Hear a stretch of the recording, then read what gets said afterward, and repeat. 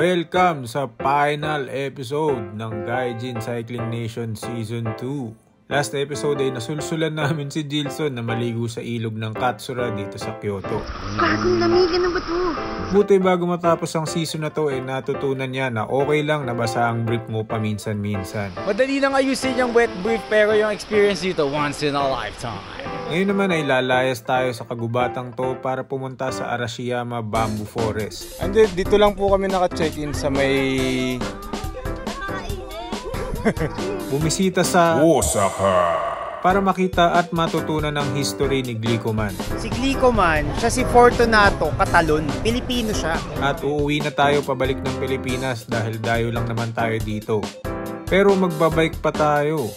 Oo, kayong mga nanonood ng Gaijin Cycling Nation, nandito kayo sa episode na to. Kala nyo magbabike tayo Papalitada kayo ng mga simento. Kaya for one last time, sabay-sabay tayo. Let's go! Ikima Show!